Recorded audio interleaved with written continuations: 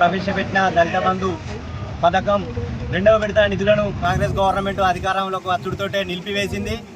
గత సంవత్సరం నుంచి దళిత బంధు రెండవ విడత డబ్బుల కోసం మన హుజరాబాద్ ఎమ్మెల్యే పాడి కౌశిక్ రెడ్డి గారు అసెంబ్లీలో కానీ కరీంనగర్ జెడ్పీ హాల్లో కానీ హుజరాబాద్ టౌన్లో ధర్నా చేయడం కానీ ఎన్నో విధాల పలు విధాల దళిత బంధు రెండో విడత నిధుల కోసం సంవత్సరం నుంచి కౌశిక్ రెడ్డి గారు ఎంతో పోరాటం చేశారు.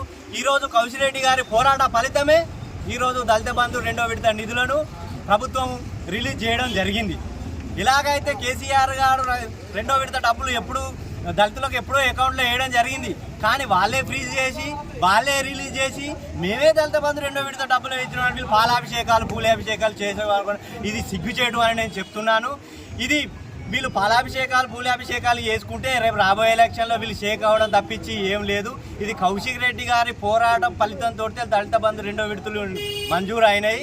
అందుకే మేము కౌశిక్ రెడ్డి గారికి ఈ హుజరాబాద్ నియోజకవర్గ దళితులందరి తరఫున మేము అతనికి అభినందనలు ముఖ్యమంత్రి అలాగే కేసీఆర్ గారు ప్రవేశపెట్టిన దళిత బంధు పైలట్ ప్రాజెక్టు హుజరాబాద్ నియోజకవర్గంలో ఫస్ట్ విడత ఇచ్చి సెకండ్ విడత ఈ కాంగ్రెస్ వాళ్ళు ఫ్రీజ్ చేసి ఉంచిన క్రమంలో మన కౌశిక్ అన్న అసెంబ్లీలో మొట్టమొదటిగా మాట్లాడిన వ్యక్తి కౌశిక్ అన్న, నా దళిత కుటుంబాలు బాగుండాలి అని కేసీఆర్ గారు ప్రవేశపెట్టిన దళిత బంధు రెండో విడత ఎందుకు విడుదల చేయడం లేదని ప్రశ్నించడం జరిగింది. అదేవిధంగా నా దళిత కుటుంబాల రెండో విడత విడుదల చేయాలని హుజరాబాద్ గాంధీ చౌక్లో మా ధర్నా కూడా పెద్ద ఎత్తున చేయడం జరిగింది. ఆ ధర్నాకు ఈ కాంగ్రెస్ పార్టీ భయపడి కౌశిక్ అన్నతో పెట్టుకుంటే ఇక పెట్టుకోలేమని భయపడి ప్రభుత్వం నా దళిత కుటుంబాలకు రెండో విడత విడుదల చేయడం జరిగింది. ఈ యొక్క దళిత బంధు రెండో విడత విడుదల చేయడంలో కౌశిక్ అన్న చేయబట్టే వచ్చింది.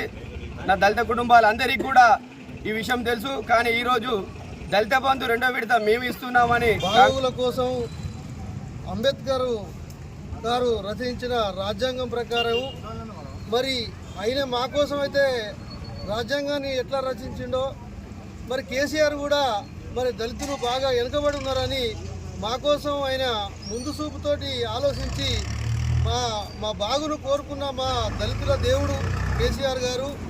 మరి మా కొన్ని కుటుంబాలు జీవితం ఉన్నంతసేపు కూడా మేము 10 లక్షలు చూడలేని కుటుంబాలు ఉన్నాయి మా దాంట్లో. కొందరు ఉండొచ్చు, కొందరు ఉండకపోవచ్చు. కానీ అట్లాంటి వాళ్ళని మేము 10 లక్షలు చూసే విధంగా మాకు చేసినటువంటి దేవుడు. మరి అట్లాంటి చేసినటువంటి మాకు కొందరి ఆగిపోయినాయి, విడతలుగా వచ్చిన బాబతి ఆగిపోయినాయి.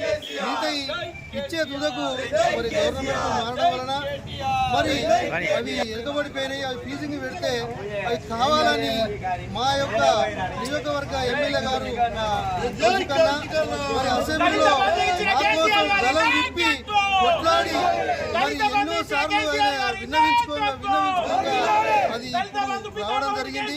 దాన్ని మరి కాంగ్రెస్ వాళ్ళు మేము చేసినవారంటే మీ పార్టీకి మీరు పోరాటం ఎక్కడ మీరేం చేసిన కనవలేదు. చాలా చిక్కుచేటు.